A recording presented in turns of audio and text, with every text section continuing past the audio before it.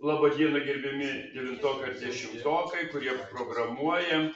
Tai mes toliau tęsime savo pamokas ir mes šiandieną atsivertę vadovėlio 34-35 puslapį. 34-35 puslapį randame tolimesnės užduotis, kurias mums reikia įspręsti. Jau mes įsprendę esame 1, 2, 3. Dabar aiškinkimės 4 užduotį apie šviesoforą. Tai pabandysiu truputėlį paaiškinti jums.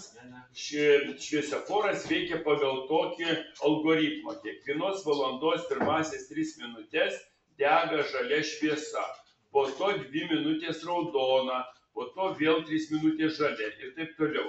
Žinoma, kiek minučių T kintamasis, sveikas skaičius jis bus, praėjo nuo valandos pradžios. Parašykite programą, kuri nustatytų, kokią šviesą dega. Patikrinkite, kai T12 turi būti spausdinama dega žalia šviesa, kai T lygu 13, tai turi būti spausdinama dega žalia šviesa, tai užsidegs raudona. Ir kai T lygu 5 turi būti spausdinama dega raudona šviesa, tai užsidegs žalia. Tai koks dabar toks mąstymas turėtų būti šito uždavinio? Tai yra, reiškia,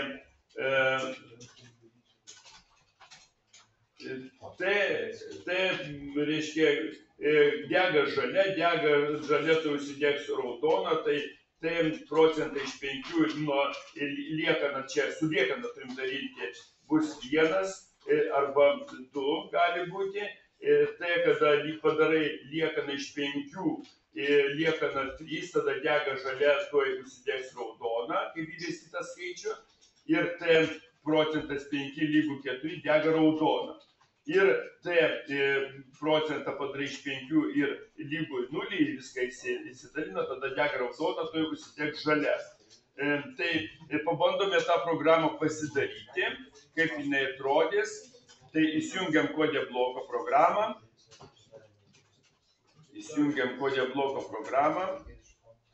Užsirašome, kad 34 puslapio 4 užduotis.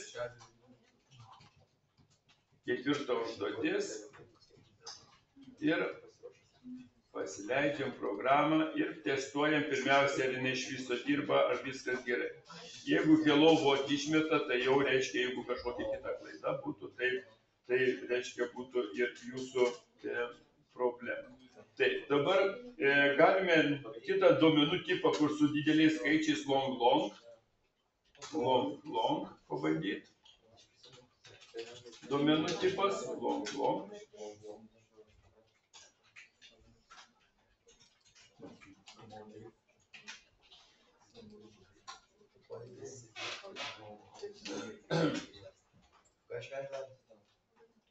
Ir kintamasis T. Mums toks yra apibrėžtas kintamasis.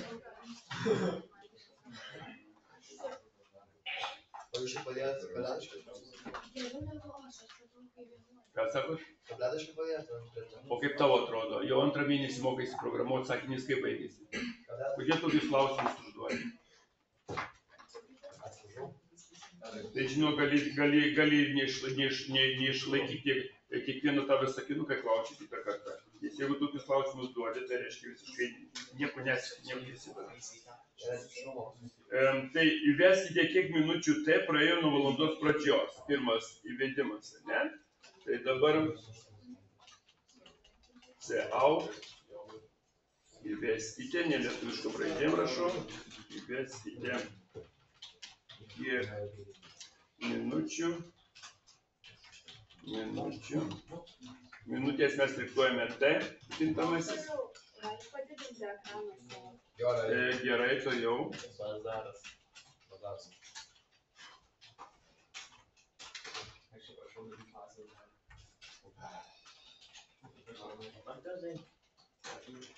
Ar matote dabar? Gerai. Įveskite kiek minučių T praėjo nuo valandos pradžios.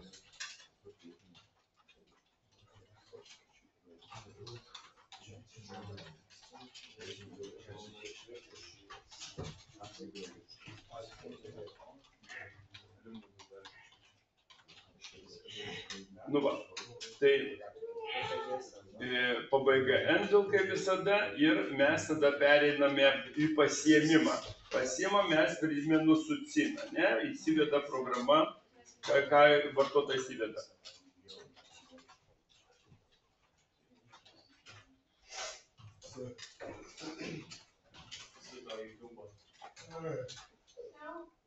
Dabar čia šitoje vietoje dabar normalizuosime teigiamą likutį nuo 0 iki 4. Ne? Tai if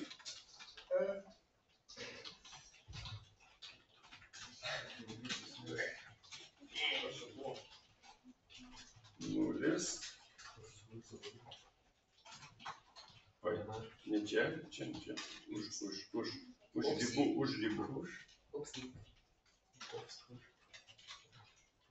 Ir C out.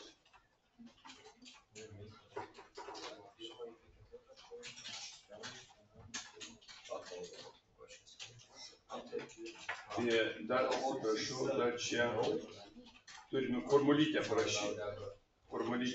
Formulę dar pasirašome. Int.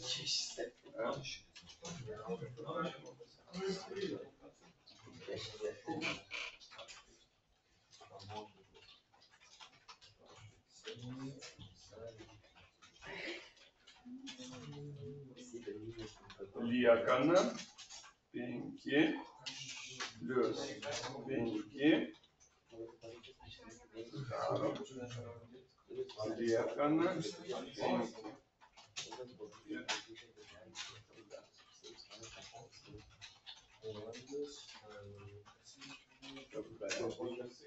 Čia va šitoje eilutėje yra. Int, R, int ir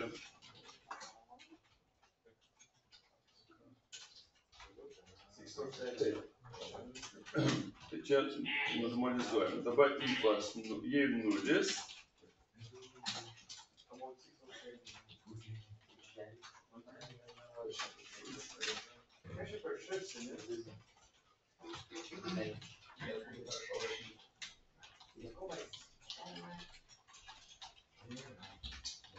Ar matote viską? Matot?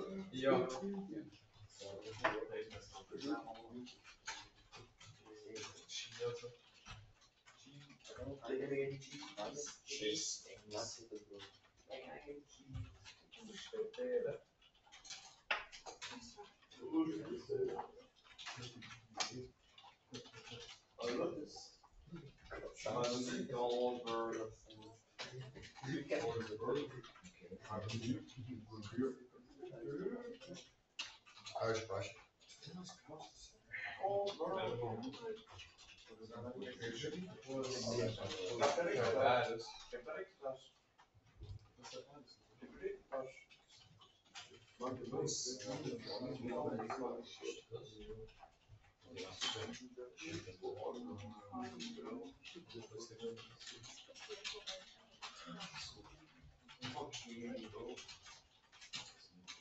Čia dar srautas susidaro.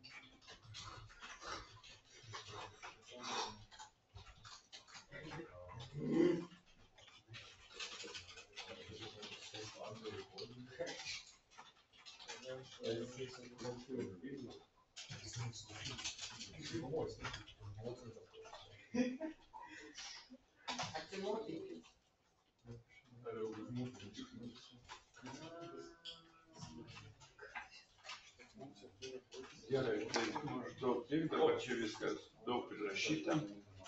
Žiūrim, kas čia yra.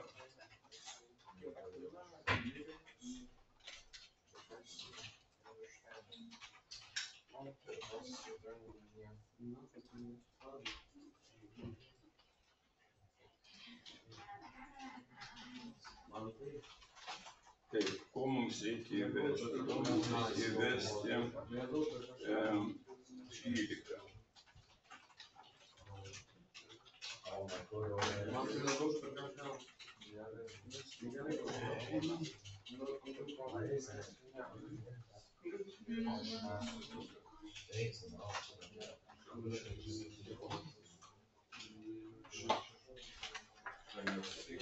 12. Nu, žiūrėkim, viską būna. Kažkur tai bet kasdien. Taip, šičia yra. Šitas yra. Šitas yra.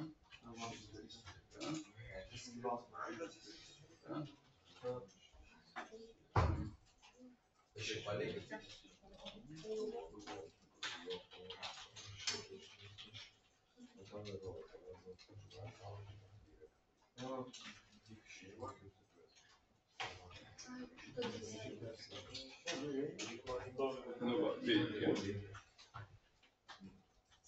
Teks 13.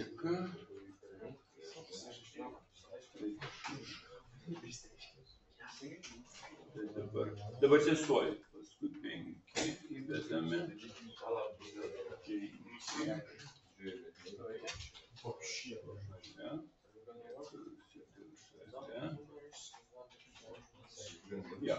Jo, programa veikia.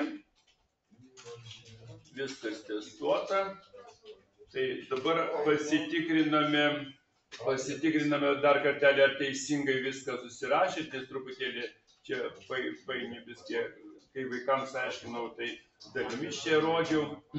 Taip, dabar susivedam duomenis, ne, formulytę pasiskaičiuojame ir tada, reiškia, va čia yra pagrindinė ta užsidegimo tos priskirimo formulė. Nu, reiškia, ta sąlyga pagrindinė.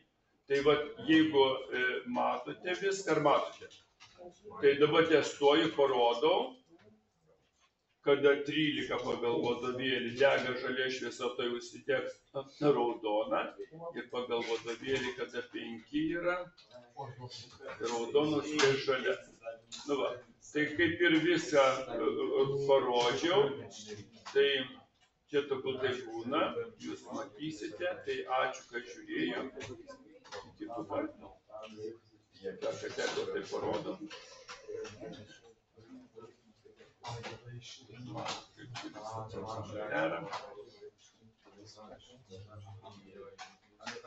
Tai ačiū, kad žiūrėjo.